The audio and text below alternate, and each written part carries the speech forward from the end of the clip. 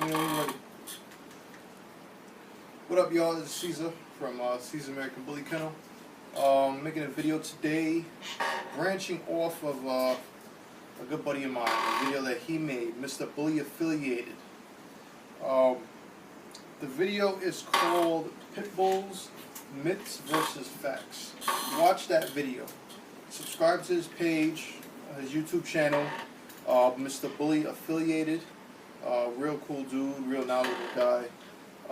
Tells it how it is, you know, and very well spoken, very well articulated, way better than me. But watch his video, Pit Bulls, Myths versus Facts, from beginning to end, in order to understand what I'm trying to say and where I'm coming from. So check him out. Hurricane Bloodline, Mr. Bully Affiliated. Now, saying that, I will start my video. The American Bully, made up of the American Staffordshire Terrier and the American Pit Bull Terrier. Now, before you go backing up the American Bully and being a part of the community and pushing your dog and making its own Instagram page and all that good stuff, take time to understand where it came from. Take time to understand it came from a game-bred dog that is dog aggressive, and that is not human aggressive.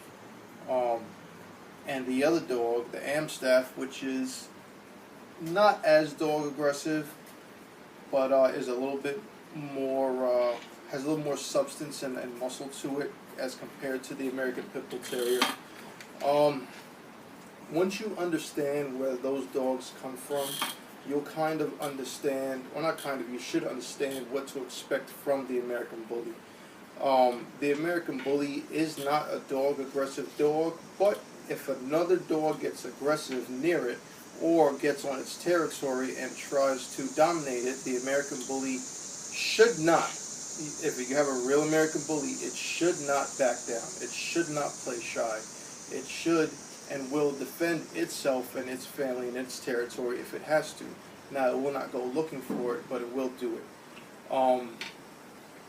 As well as drive, real actual drive, not playing in the backyard for 10-15 minutes with a toy, or playing with a flirt pole for 5 or 10 minutes. That's not drive.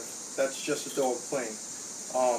Now, when I speak of drive, both the Amstaff and the American Pit Bull Terrier have drive comparable to that of a hunting dog, of a baiting dog. They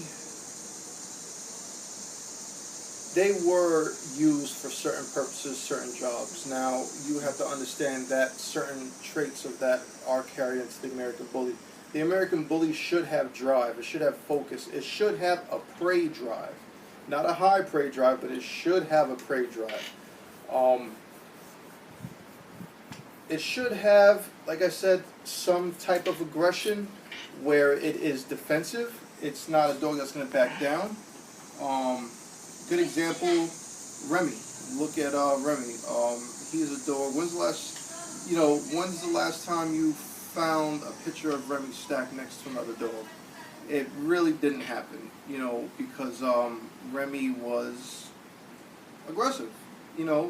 Not aggressive to people, not aggressive to the point where he's out looking to attack other dogs, but if another dog came close enough in his area, he'd growl, he'd bark, but this is something you have to accept with the breed.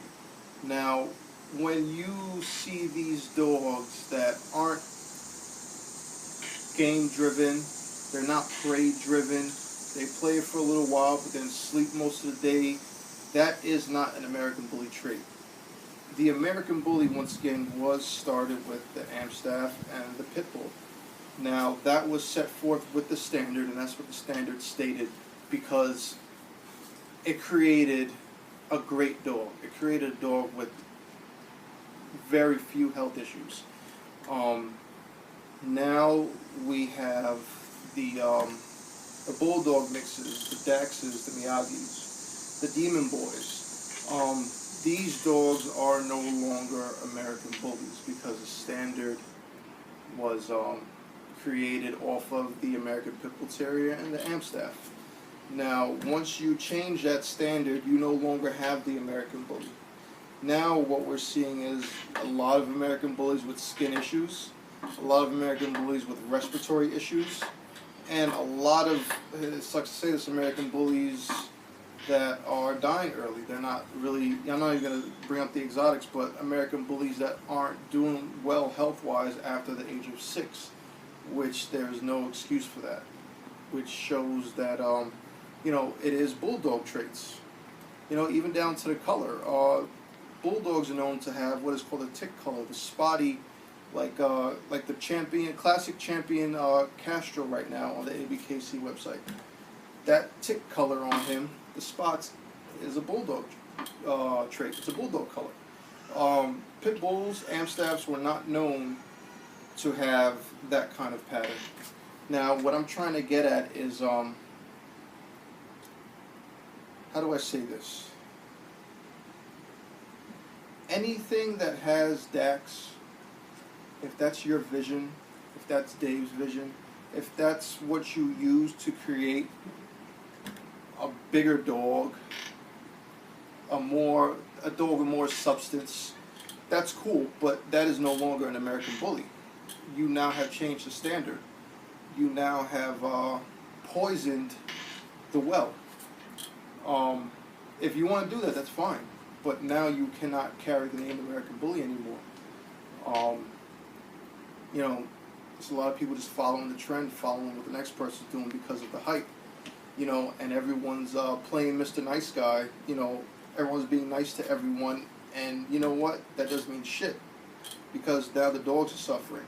Now the dogs are being taken to a place where their future now is questionable. And we really need to stop and take the time to understand what's going on with these dogs. Really take the time to understand what the people who have major influences in this breed, see where their intentions are.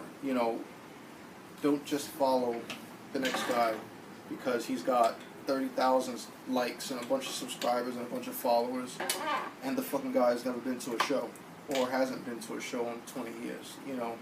Don't just follow these people. Question them. Ask why they're doing that. Ask why the dogs have made such a drastic change. And, the reason why I say ask is because the American Bully, let's say, was a dog on average from 15 inches to 17 inches and varies in weight from 55 pounds to 75 pounds, right? Now, given that weight and that height, the dogs were susceptible to getting hip dysplasia or getting certain bone diseases, and these were dogs that carried their weight very well, that were very well proportionate. Now think about you adding another 50 to 60 pounds onto that same frame. No matter how big the bone is, actually there isn't much of a difference in bone between, let's say, Dax and, let's say, a real American Bully. The bone's there, it's just substance, which is a lot more fat, a lot more meat on the bone. Now, when you put another 50 to 60 pounds on top of that 15 to 17 inch frame that was known to get hip dysplasia, now you've just increased the chance of hip dysplasia and have increased the chance of bone issues now. So really, when people say that their vision is to make a better dog or to evolve the breed, you're not really evolving the breed. You're making a more cosmetically desirable dog. But in the long term, in the interim of that, you're actually adding on to the health issues now. You're actually making a worse dog physically, internally. And this is why I say question it, because everyone's following the dog because it looks nice. Everyone's giving props because the dog looks good or because it's something new.